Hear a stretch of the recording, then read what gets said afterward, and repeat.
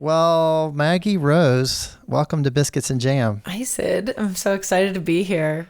I love this podcast. And I love yours. And it's so funny to talk to someone whose work I've followed. And we've interviewed, a number of the same people. Oh, I think I've used your podcast as source material for sure. To study up on some of my guests. Yeah. Likewise, you've always got a, really unique take on things. And anyway, it's great to have you on here. Thank you. I think the same about you. It's nice to have a conversation with a fellow artist for that podcast, and they can go wherever, and I'm ready to let the audience and the guests kind of take it where it needs to go. There aren't many people doing what you're doing. I can't think of anyone off the top of my head, particularly someone who is an artist like yourself, who's doing these live interviews with people, which is such a different thing for an artist who's maybe used to playing in front of a crowd all the time, but it's very different to sit down and have a conversation and answer questions. Yes, it's a totally different performing aspect. And I love the fact that we've had the opportunity to incorporate a live audience component into it, because I do think it makes me and the guest kind of rise to the occasion. We obviously like that energy of improvising and feeding off a crowd. And this podcast began because of the pandemic. So it was, in the absolute absence of a crowd and of that community. So it's been really cool for me to have been doing this long enough to get to incorporate that, and music too. There's the live music aspect to it. You don't get to go in and edit the conversations when you have an audience in front of you. Right. And right. I always want to make my guests feel as safe as they can. And we're talking about some pretty gnarly stuff sometimes, because this industry is wild. And, there's some vulnerable moments that we tread into, but these are all pros. They're used to being in front of an audience. But when you're singing lyrics, you know what's going to come out of your mouth. And when you're just speaking freely about your experience as a musician or as a woman in the industry, sometimes it can go to surprising places. Yeah. I can't wait to hear you do one of those live someday. I just need to coordinate that with a trip to Nashville and make that happen. We'd love to host you, please. Yes. That would be great. Well, I can't believe you're here, especially because you just had a baby like a month ago. I did. A little boy, yes, right? Graham is his name, and he's already been backstage at an arena the other day in Nashville. He was in Susan Tedeschi's arms, and I was trying to tell him, most 30-day-old babies don't get this opportunity to be cradled by a rock star. But he's, this has been the wildest journey I've been on, and being in this industry has its fair share of wild experiences, but it's something I've really wanted for a long time. And being a performer and a touring musician hasn't always been conducive to the idea of starting a family, but you just figure it out. And I've realized there's such a tribe of women and men in this town and beyond who are there to support Austin and I as we begin this chapter. But it's just kind of something that I had to do to experience. And I was joking with Austin. I was like, I need to immediately call all my friends who have children and apologize, because I thought I was there. And my sisters too. Like, you think you're supportive, but I just realized what you really need is just people to listen and to show up and kind of help, and navigating all the emotions that come with being postpartum is exciting to say the least. But yeah, that's one way to put it, I guess. Yeah, the other day in Asheville was maybe the best way to re-enter into the performing space, because Susan and Derek have always been so welcoming. The city of Asheville, as we know, has been through hell and back since Helene. So this is a show that we've been really wanting to make up since November. And for so many reasons, it just felt like victorious for all of us. And for me to just be like, okay, still got it. This worked, this didn't. I can reassess, and how do I want to pack the car a little bit better with a baby in tow? But it's a good reminder that this is just the greatest job in the world, that I get to do this. And now I have an even bigger responsibility adding motherhood to it. That must have been great to be in Nashville. First of all, it's a music town. Yes. And secondly, I think just very, very appreciative of all the artists that have shown up there, in the last 6 months. You can see what an impression it's made on so many musicians. And for me, it's always been a town I've associated with some great musical memories. I played at Salvage Station a couple of years ago, which is now totally gone. And it was just awesome venue. John Medeski put this killer band together, and Oteil Burbage was there. And I met so many musicians that weekend. And I returned to Salvage Station for my birthday last year to play with Government Mule. And I've always had these audiences that are really, they're big audiophiles. They like jammy music. They're open to discovering new artists like myself, being the opening act in a lot of these spaces. I've walked away with people who just were really open-minded. So to see them be so resilient and, all of these people showing up, because it was rescheduled even once again since November and then kicked further down the line because they weren't ready. You could feel the energy that night of people, just the symbolism of that evening felt pretty profound. And Tedeschi Trucks is always going to be entertaining, but it just was a particularly uplifting night. Maggie, I guess I'm reaching you in Nashville at home, right? You are, yes. But you're from Maryland originally, right? Potomac? Correct, yes. Been in Nashville almost half my life now, but from Maryland originally. So tell me a little bit about your folks and what they did for a living there, how they landed in Maryland. My parents are and always have been super supportive. My dad was in sales. My mom is still working for a company called Payroll Network, and she's also just very tech savvy. She's been showing me how to use like generative AI in a way that actually makes sense for my life. And she's working on this software that helps employees and companies retain employees. I mean, she's amazing, and also grandmother. And she was with me, and my dad was with me in Austin for almost 2 weeks after Graham was born. So they kind of find a way to do it all. But I grew up in the DC area, and my sisters and I went to Catholic school from kindergarten till senior year, all of us. And I used to tour with the Bruce Springsteen tribute band when I was a teenager, which was a way for me to kind of get in front of an audience that wasn't like the church space that I was in. So it was like people who are coming out to bars to escape the rigors of life and hear some music. And the B Street Band was kind enough to back me up.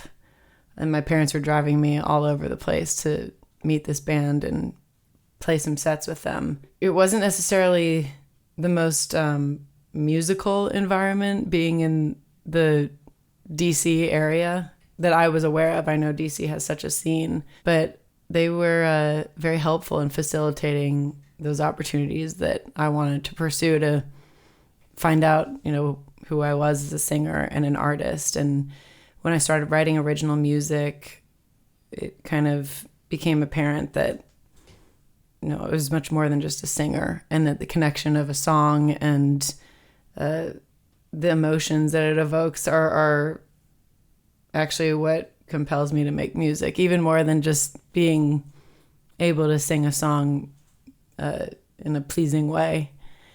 And I moved to Nashville, when I was a sophomore at Clemson. I got this opportunity to make a record with James Stroud, and Tommy Mottola was in my corner, and I had a family friend who was from the area in DC investing in me. So I was able to make this career jump to Nashville and drop out of college without giving my parents a complete heart attack, but they were still really supportive.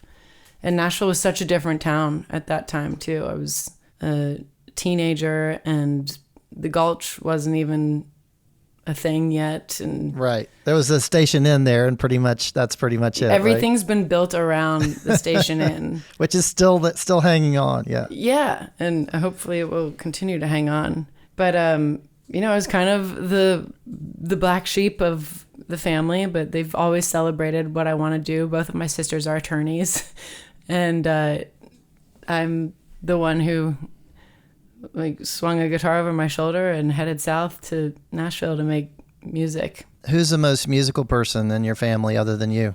I would say I don't want to insult anyone in my family. But they've always been very celebratory when it comes to my singing. So I think I'd have to just credit all of them for not only tolerating me constantly singing around the house, but encouraging me to sing and perform for their friends when they'd have dinner parties. And you know, just the fact that they would take these road trips with me to join this band of men who were all like my uncles, but the age difference was like 20 years, and right. You know, they were gung-ho about it. My dad can definitely carry a tune. I think they both have really great taste in the records they would play around the house, so I got exposed to some really good music. But I can't say that any of them would go beyond maybe doing a karaoke song with me or something. Okay. I didn't have a lot of people to collaborate with, I guess I'll say. So you were an unusual talent in your family and had an unusual interest in music. I think that's a fair characterization of it. I mean, you mentioned the Catholic Church. Was that a place where you heard a lot of music or were, you know, inspired by anything that you were listening to? Yes. I mean, I was always in different choirs. And I think what I associate the most with the church is that it gave me those first opportunities at a very young age to be standing on, you know, in front of a congregation as like a 5-year-old taking a solo. And even though it's not an arena where you're supposed to be oohing and aahing and impressing the people watching, it was definitely the way that word got out from an early age that I was able to sing and that I loved singing. And I think there was just something kind of maybe precocious about seeing like a 5-year-old just soloing regularly in front of a big group of people. And I think I also realized from a very early age that there was so much power in singing. You know, this room of adults all of a sudden was very still and connecting with each other when I would sing. And I loved, you know, kind of like a herding dog. I liked having everyone in the same room, and I liked the fact that it was palpable, like the change in the energy. You can see it. Yeah. And feel it made people happy. It hooked me pretty early on. Yeah. Maggie, I've got to ask you a food question or two. Oh, please. As someone who's been at Southern Living for a pretty long time, I mean, you know, there are lots of questions about whether DC is kind of is it a Southern place? Is it not? And there are pockets of, you know, Southernness there and some incredible Southern food there. But then there's also aspects of that town that don't really feel Southern at all. And so, you know, on the food front, did you grow up? What kind of food did you grow up around? You know, what was on the table? That was a big topic of discussion when I moved to Nashville, and especially singing more country early on was, you know, where do I fall as a mid-Atlantic girl? And, you know, the Yankees don't claim you and the Southerners don't really claim you when you're from Maryland. And there was so much country music in Maryland growing up, and there was a lot of really great Southern food too. And I take great pride in having taught so many friends how to pick Maryland blue crabs. And I know that Louisiana also has great blue crabs, but I can unzip a crab really quickly. I've got that skill down, and I've spent hours around picnic tables picking crabs and hanging out with friends. And that's just one of those experiences that you can look up and be like, we've been here for hours, because it's such a community thing. And I remember one time I had my band at my parents' house on the West River. And we got a bunch of beautiful crabs, but they were a little bit smaller, and the yield of blue crabs, as you know, is not super high. You do a lot of picking for not a lot of meat, but the meat that you do get is arguably the best. It's hard won, yeah. The best. Yeah. One of the band members was getting a little frustrated with the tedious chore of picking the crabs, and my dad had to sort of be like, hey, you don't pick crabs because you're hungry. You do it because of the ceremony of it. That's why it comes with the hush puppies and the corn and all the accoutrement that comes with crabs when you're eating them, because it is about the community. And I love Old Bay. I put Old Bay on maybe more things than they would suggest, like a great Old Bay Bloody Mary. I put it in my tuna salad.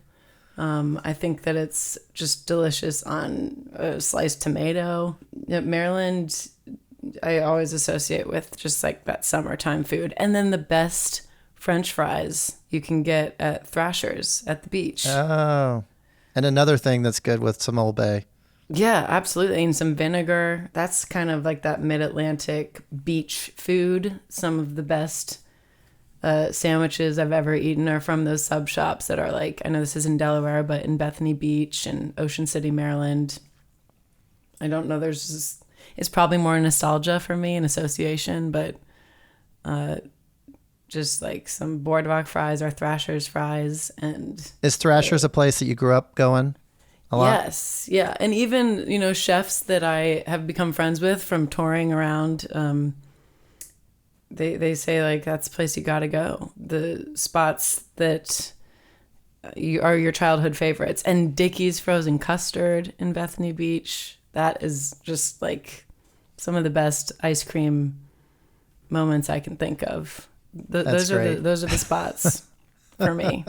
Well, now you get to share them with your son, who, you know, you can introduce all these things to. Another Maryland staple is Lito's Pizza for me. Oh. I don't know if it's everywhere, but I know it's a Maryland thing, and the sauce is like a little sweeter, and my favorite is green olive Lito's Pizza. That might be a deep cut for most people, but it's a very popular item in our household. You know, the older I've gotten, I've become more of a foodie, because traveling, it's like one of the joys of being a musician is getting to find the local spots, and you learn so much about the different communities that you're in just by going off the beaten path a bit.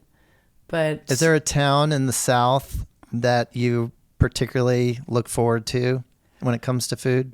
I'm not just saying this because I was just there, but Asheville, North Carolina has some amazing spots. There's one restaurant called the Admiral that I've been to several times, and that's certainly off the beaten path. And I know it's David Byrne's favorite restaurant. I went there for my birthday last year, the night before my show with Government Mule, and it reminds me of this neighborhood restaurant in East Nashville called Lachlan Table that I go to often.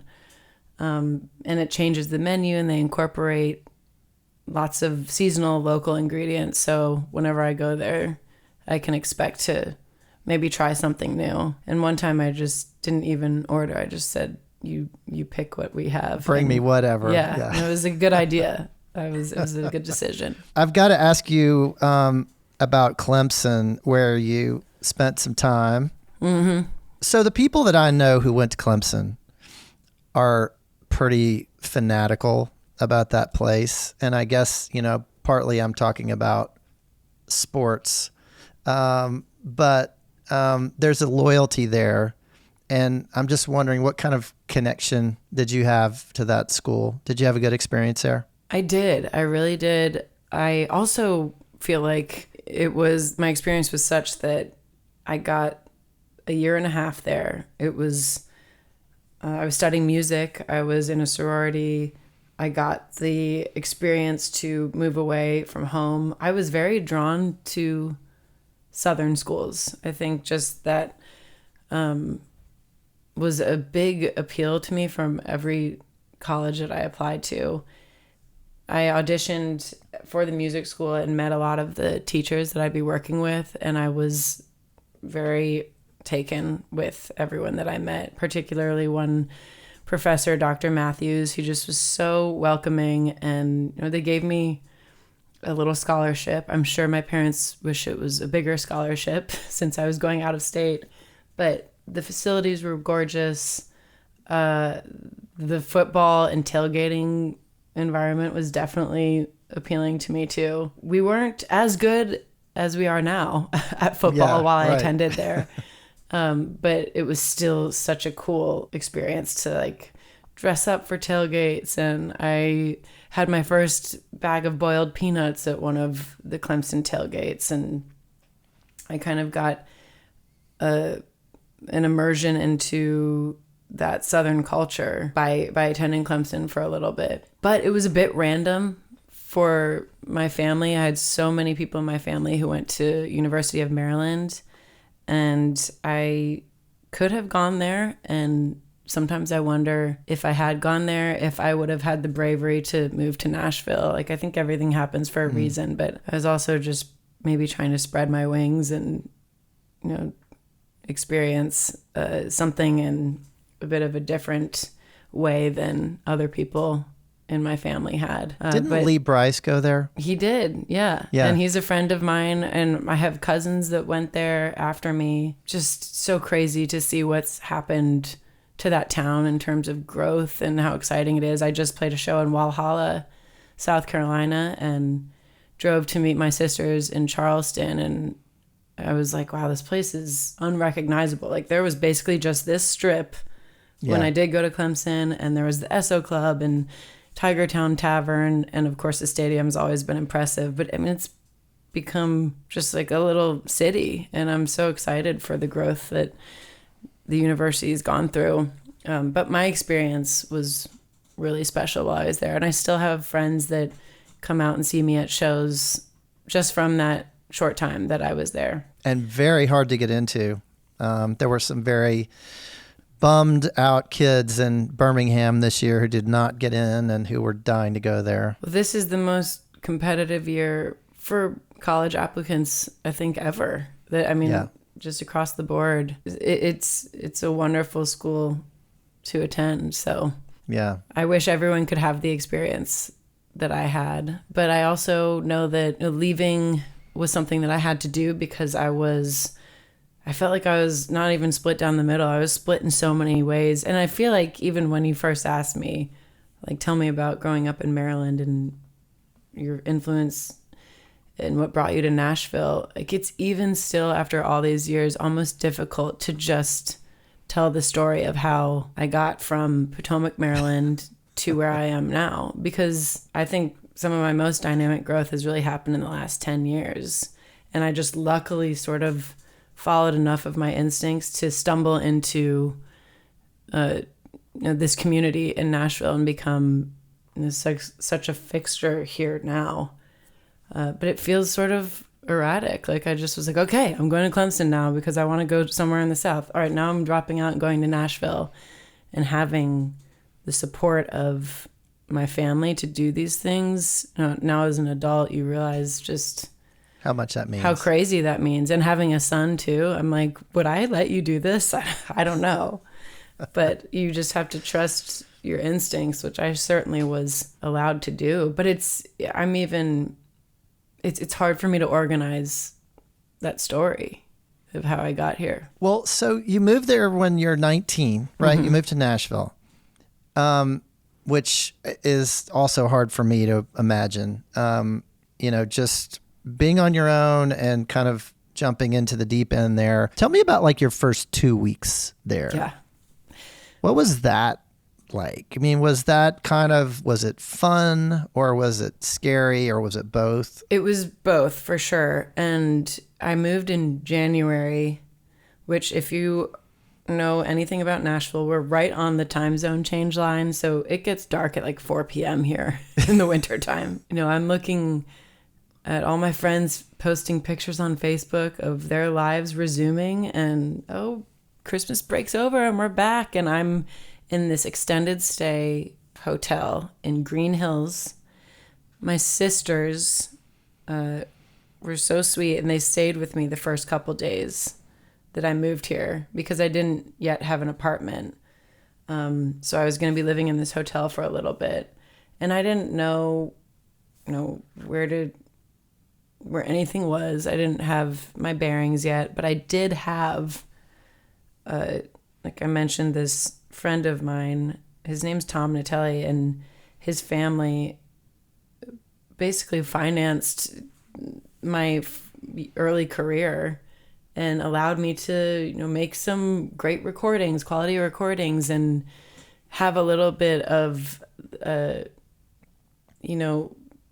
security so that my parents didn't think like, oh my God, what have we done? We pulled her out of school. And then I also had Tommy Mottola, who used to run Sony, connecting me to, different producers. And I had a record deal and like a lot of things that it just is kind of mystifying to even realize that I was, given the reins to at such an early age. And the drawback of that also was that I was so green. I didn't know myself yet as an artist. I could sing and I could write some good songs. I had a good sense of melody, but I had to go through what I've gone through to really... You hadn't experienced anything. Yeah. And, those are my favorite artists to follow and watch. The ones that are, very authentic. I know that word is thrown around a lot, but you want to see people who are living honestly. And it was very scary for me to be vulnerable at that time. And also, I needed that life experience to write about. And I've made lots of records now, and every time I'm still dialing it in more and more. But that's the special sauce, I think, is, having something to say or being brave enough to say it. And I think lots of young people have many valid things to say. And there's artists out there who are younger than I was when I moved here who are making compelling and meaningful music. And I don't blame, I was a very well-behaved, studious kid. Going to this Catholic schooling for as long as I did. I was a rule follower, and that doesn't always make for the best artists. I had to have some deprogramming happen and experiment like with the sound that I was going to eventually settle on. And even today, now it's a little bit more calculated when I do want to deviate and explore my sound, but it feels controlled, like I'm flying this plane and in control of it. But in the beginning, you need to just kind of create. And I think having so much infrastructure around me in the beginning was a blessing, and also maybe something that I wasn't quite prepared to take the best advantage of. I love that you're doing this podcast, Salute the Songbird, and you're talking to people at different stages of their career. And some of the people that you're talking to are kind of in the earlier stages, of building a career and coming out with albums. And, so to be able to share that kind of perspective that you have is very unique. It's almost like a therapy session sometimes. Really, truly. But, some of the people that you've talked to, who I've talked to as well. I mean, Grace Bowers, who's, I think she's 19 now, maybe. Maybe. Emily Ann Roberts, who I talked to recently, and I've heard your great interview with her, and Brittany Spencer. And I'm wondering, what are some common themes that have emerged from all these conversations? You're talking to women artists who are mostly based in Nashville, going through similar things. Are there some themes that have emerged when you kind of look back over the last few years? Yes, I think it's all of the women you just mentioned, and everyone pretty much that I've had on the podcast. There's grace in transition. I think that's the big theme, is just how they were able to because they've all done amazing things and they've all had high points and low points in their careers. But it's the composure that they've kept in between those points that I think has allowed all of them to continue having great careers, and they didn't fall apart. And you need to be rooted in who you are and know that, oh, I have the greatest record label backing me. Well, I'm just as great today as I was when I didn't have them, and I will be if this falls apart. So that's, I think, the common theme that always makes me leave inspired after these conversations. Yeah, it's a rocky road, for everyone in different ways, and there doesn't seem to be any easy path. You're always going to get a curveball. You're always going to have people who are going to question your talent or how big you can be, or what kind of audience you can reach, or what kind of record you can make. Right. Well, and that scrutiny comes with just life in general. But, I think we all just we can't be validated by what we're associated to. I think if you want to be an artist, you need to realize that it comes from you. The hard work is going to need to be done by you at the end of the day. But it also kind of, a valuable lesson is, when you're getting all that criticism, you can't take it to heart too much. And when you're getting all the praise, you also can't take it to heart too much. You have to make sure that you're pleasing yourself with the music that you're making. Maggie, you're someone who has performed at the Opry a lot. A lot. And yeah. It's the 100th anniversary. I'm wondering what your story was, or what it was like for you the first time that you stood in that circle. How old were you? It was 2012, and I had my first single from my first album out.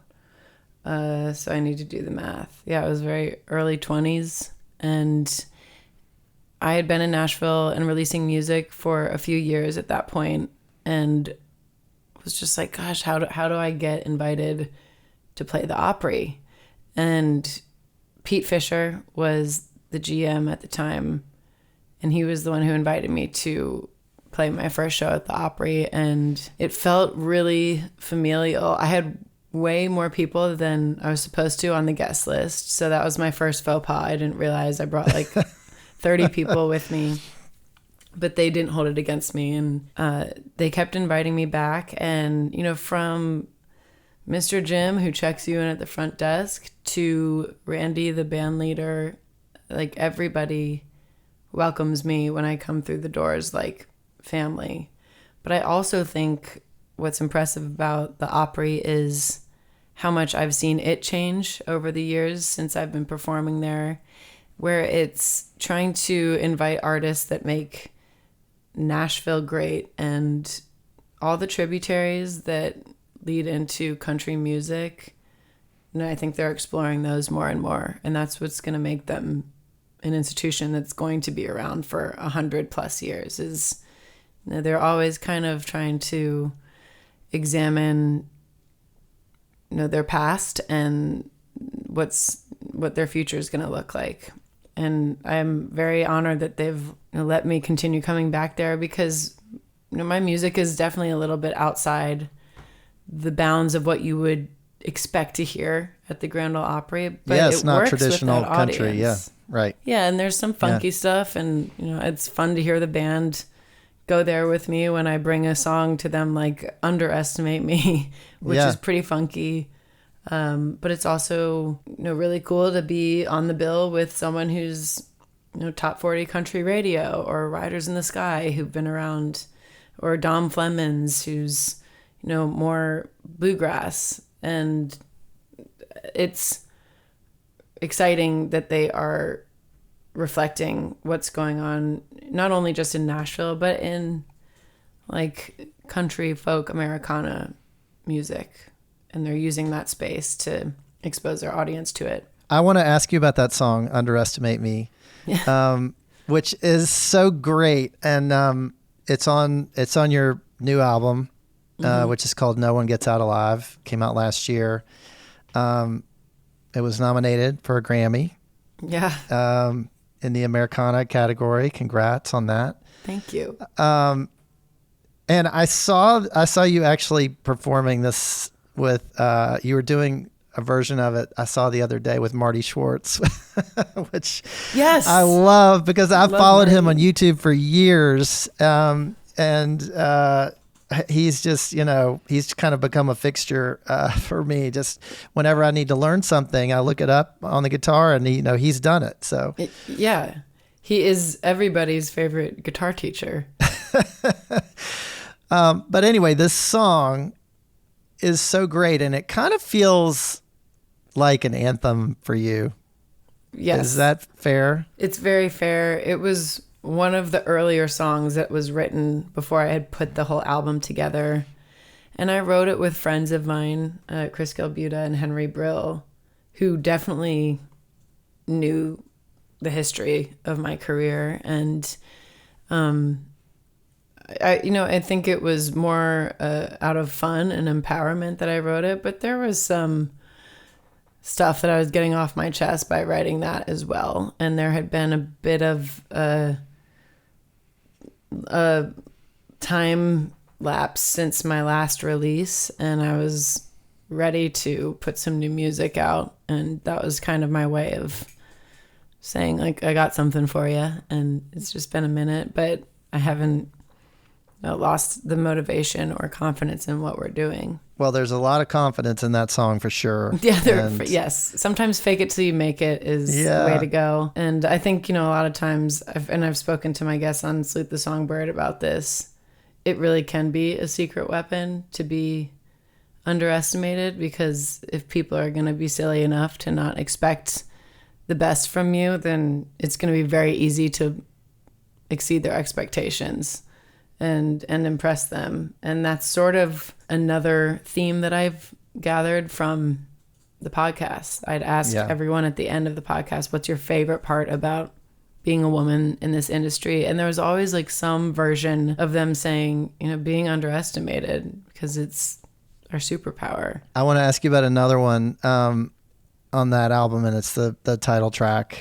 So it's called No One Gets Out Alive. It's, it's kind of a sneaky one because it starts out quiet and then it just builds and builds into something really big. And just tell me a little bit about that one and what those lyrics mean to you. Well, I love that you touched on that aspect of the dynamics, because that's very intentional. It's sort of opens up like a flower, and it has this humble start, and then it ends like live and let die almost. I was right. A little Paul worried. McCartney, I know. I was like, this could be dangerous for people driving and hearing the song for the first time, because at the end it just does explode, and that's sort of the emotion of it. It's like that burst of energy and like living life to its fullest. And I was going through just some loss in my life, and I had a lot of friendships that had sustained some damage from the pandemic, and it just was becoming apparent to me that like nothing's guaranteed, and you kind of have to go for what makes you happy. And that was a title that I had in my arsenal, just rolling around. And I had a session with Natalie Hemby and Sunny Sweeney, and that felt like the appropriate time to write that song. And it just was sort of the catalyst for this album. I mean, I knew after we wrote it that was going to be the title of the record, and things just started to fall into place thematically, because I was just writing about what I was going through. All these songs are written within 6 months of each other.